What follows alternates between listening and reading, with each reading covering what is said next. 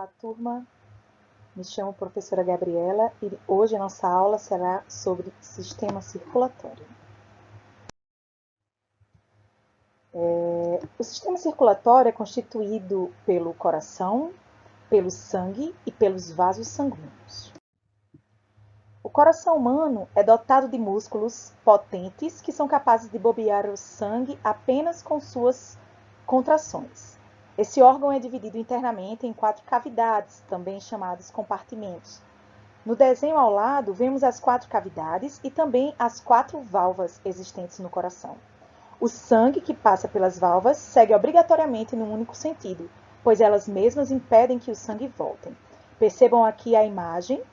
Nós temos o coração com 4 cavidades, sendo o átrio direito, ventrículo direito, o átrio esquerdo, ventrículo esquerdo, ou seja, 2 átrios e 2 ventrículos. Então, também percebam que entre o átrio e o ventrículo, nós temos as válvulas ou válvulas.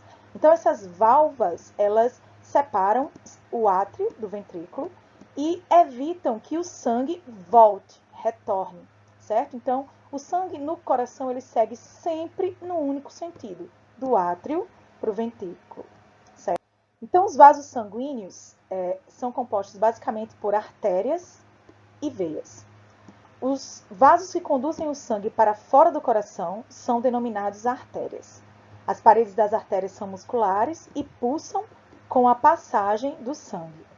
Então, percebam aqui nessa imagem que nós temos artérias, e as artérias elas apresentam um calibre, né, uma parede mais espessa do que as veias.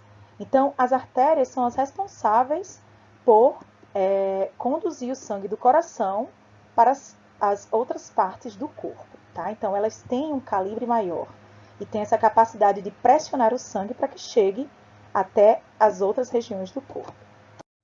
Já as veias, elas conduzem o sangue de volta ao coração. As paredes das veias a parede das veias não é tão musculosa como a das artérias. Para evitar que o sangue retorne ao coração, as veias têm válvulas venosas, estruturas que atuam como portas de mão única, fazendo o sangue fluir apenas no sentido. Se o sangue voltar, por exemplo, sob a ação do próprio peso, as válvulas venosas se fecham. Então, as veias elas apresentam válvulas, e essas válvulas elas evitam que o sangue retorne. Percebam que as veias conduzem o sangue do corpo, das diferentes regiões do corpo, para o coração. Então, essas válvulas elas evitam que o sangue ele não flua, né? Então, as válvulas elas facilitam, permitem que o sangue flua até o coração. Percebam que o sangue ele segue um sentido antigravitacional, né? Então, ele, além de tudo, tem que vencer a ação da gravidade. E essas válvulas auxiliam nesse processo, fazendo com que o sangue flua e retorne para o coração. Então, a função do sistema circulatório é responsável pelo transporte de substâncias dentro do organismo. O sangue leva até as células substâncias de que elas necessitam para funcionarem e se manterem vivas. O sangue também transporta para longe das células as substâncias que elas descartam e serão eliminadas do organismo na urina ou no ar expirado pelos pulmões. Ou seja, o sistema circulatório tanto transporta substâncias necessárias para o funcionamento e manutenção das células, assim como o sangue também recolhe, o sistema circulatório, através do sangue, recolhe as substâncias que serão excretadas e eliminadas pelas células. Entre as substâncias que o sangue leva até as células estão os nutrientes, que provêm da alimentação e passam para o sangue quando são absorvidos no tubo digestório.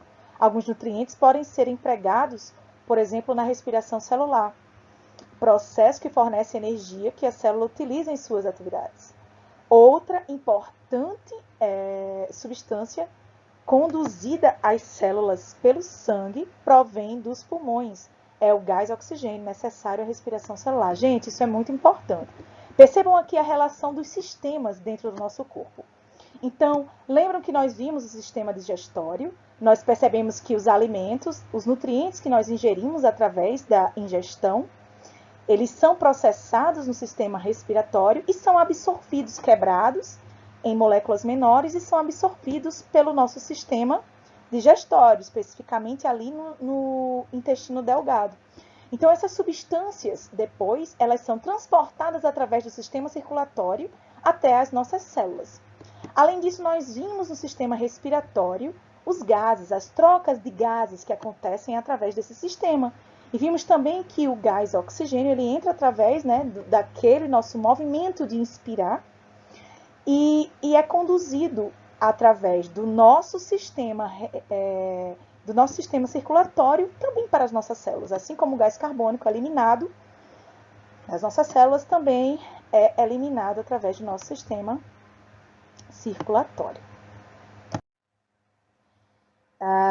Então, entre as substâncias descartadas pelas células e que são transportadas pelo sangue, estão o gás carbônico e o excesso de água, produtos da respiração celular, além de partes mortas, desgastadas ou pela limpeza própria do organismo e da destruição de corpos estranhos como vírus e bactérias.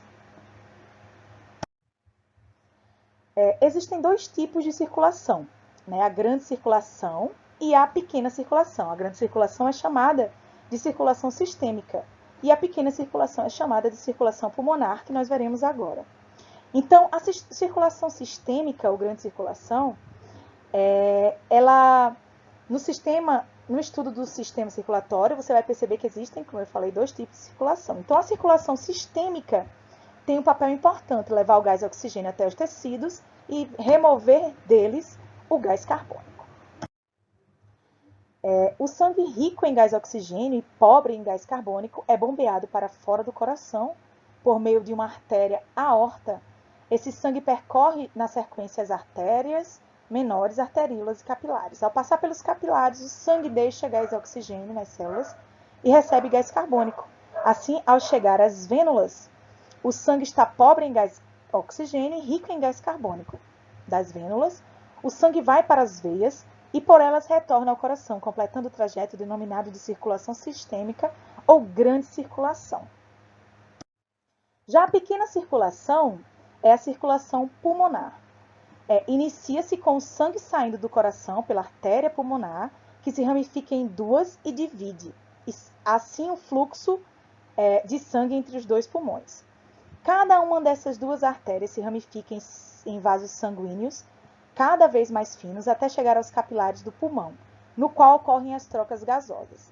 Gás oxigênio do ar inspirado passa para o sangue e gás carbônico do sangue passa para o ar que será expirado. Após percorrer os capilares do pulmão, o sangue está novamente rico em gás oxigênio e pobre em gás carbônico. Continuando seu trajeto, o sangue passa pelas vênulas e chega às veias pulmonares. Por meio das veias pulmonares, o sangue retorna ao coração. Então, o sangue entra no coração pelo átrio direito, que o bombeia para o ventrículo direito. A seguir, a contração dos músculos desse ventrículo impulsiona o sangue em direção aos pulmões, através da artéria pulmonar. Nos capilares de cada pulmão, o sangue perde gás carbônico e recebe gás oxigênio, ou seja, ocorre a hematose, que é a oxigenação do sangue. Né? O sangue pobre em gás oxigênio, nesse momento, recebe gás oxigênio, e esse fenômeno que ocorre no pulmão é chamado de hematose. Então, finalizando a circulação pulmonar, o sangue chega ao coração através do átrio esquerdo, através das veias pulmonares. Então, esse sangue proveniente dos pulmões, rico em gás oxigênio, é bombeado pelo átrio esquerdo até o ventrículo esquerdo. A violenta contração dos pulmões desse ventrículo impulsiona o sangue para a aorta, iniciando a circulação sistêmica. Ao passar pelos capilares de todo o corpo, o sangue vai se tornando pobre em gás oxigênio e rico em gás carbônico. Ele retorna ao coração pela veia cava superior e pela cava inferior, que o conduzem ao átrio direito. E dessa maneira, o ciclo é repetido. Por hoje é só, turma. Hoje nós vimos, então, sistema circulatório. Muito obrigada.